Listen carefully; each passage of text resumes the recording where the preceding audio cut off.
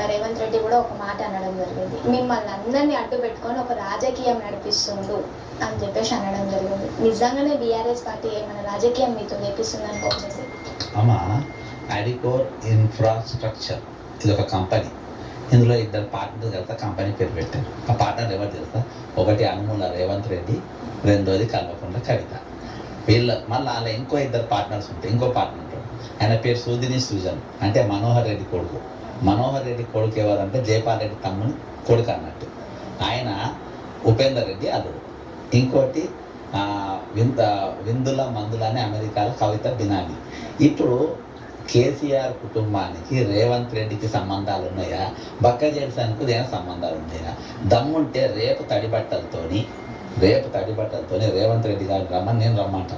అగర్సే నేను ప్రూఫ్ చూపెట్టకుంటే, కవిత Revanth Reddy proof document చూపించకుంటే నా తల నేనే నరుక్కుంటాను. నేను నరుక్కొని నేను భయపడుతున్నాను. కేసు కూడా ఉండదు.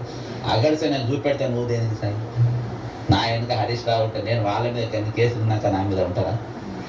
ఇంకోటి, నువ్వు ముఖ్యమంత్రి అయినావు కదా, కాళేశ్వరం దొంగలు అంటున్నావు కదా, మరి నువ్వు మేఘా కృష్ణారెడ్డిని ఎందుకు ఆయన పేరు తీస్తలేవు? మేఘా కృష్ణారెడ్డి అనేటోడు ఈ తెలంగాణ దోచుకున్న దొంగ అని ఒక్కసారి డైలాగ్ కొట్టును. ఒక్కసారి నాకు ఏమవుతుంది జీవితంలో, నేను రాజకీయాలకు చేస్తాను. మేఘా కృష్ణారెడ్డి అంటే ఒక దొంగ, మా తెలంగాణను దోచుకున్న ఆంధ్ర దొంగ అని ఒక మాట అనుమానం నా ముక్కు రాసి వెళ్ళిపోతాను. ఎందుకంటే ఆంధ్ర తీసుకెళ్ళి వాటాదారుడు, అదేంట వాటాదారుడు కాబట్టి చెప్పారు, మేము చెప్తాం బరాబర్. కాబట్టి సంబంధాలు ఎవరికి వీళ్ళకి ఇంకో మాట కూడా నా చెప్తాను, దళితుడైన భక్త అరే అవులేదా? ఈరోజు కాలేజ్ నీకు ధరణి అనేది ఎట్లొచ్చింది అనేది నేను బయటికి పెట్టిన. ధరణి అడికోర్ కంపెనీ, మన దాని వెనుక ఉన్న కంపెనీల పేర్లు టెరాసిస్ కంపెనీ, అది ఎవరిది? శ్రీధర్ గదిరాజ్ అంటే ఎవడు? సత్యం రామలింగరాజ్ వాళ్ళ కజిన్. సత్యం రామలింగరాజుకి ఏం స్థానం? ఒట్టినాగలపల్లి భూములు ఏంటి? ఐటీఈడి ఆధీనంలో ఉండాల్సిన భూములు. ఐటీఈడి ఆధీనంలో సత్యం రామలింగరాజు భూములు ఎందుకుంటాయని అంటే ఇవన్నీ ఛానల్ వస్తే రావణ తెలియదు.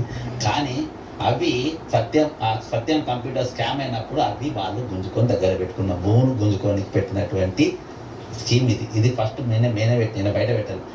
మరి దీనికి దళితులకి ఏం సంబంధం రా? అవులేగా, దళిత్ నా క్యాస్ట్కు దీనికి ఏం సంబంధం రా? అదేనా ఒకటి.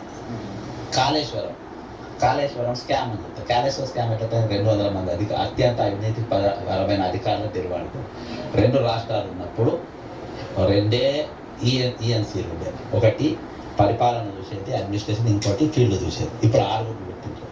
నువ్వు మాట్లాడినావు ఎప్పుడన్నా 6 ఎందుకు అని? వాళ్ళ జిల్లాల గురించి ఎప్పుడు మాట్లాడినావు? నాకు క్యాస్ట్ ఏం సంబంధం రా? నా సబ్జెక్ట్ ఇంపార్టెంట్. అంటే నాకు యావరేజ్ లీడర్ అని పబ్లిక్ మీటింగ్లలో ప్రెస్లలో చెప్పుడు కమిటీ. అరే నేను దళితుని కావచ్చు, దరిద్రుని కాదు, నేను దొంగని కాదురా నీ లెక్క. రేవంత్ రెడ్డి అంటూ 2 హ్యాండ్లు దొరికిన దొంగ. బక్క చేసిన దొంగ కాదు, దొర. నేను దొర, నువ్వు దొంగ కాదంటవా? నేను దొరనని ప్రూఫ్ చూపెడతా, నువ్వు దొంగవాడిని ప్రూఫ్ చూపెడతా. నా మృది, నేను దొరనని ప్రూఫ్ చూపెట్టుకుంటా. నా క్యారెక్టర్ ఇవరే రో, నీకు నాకేం పోలిక? నువ్వు నన్నంట, నేను నన్నంట. అంత పెద్ద పబ్లిక్లా నువ్వు యావరేజ్ కొన్ని ఊకున్నా. ఇలా నాకు బాధ కాంగ్రెస్ పార్టీ మీద అనిపిస్తుంది. 34 సంవత్సరాలు ఇటువంటి పార్టీలో నేను పనిచేసిన అని.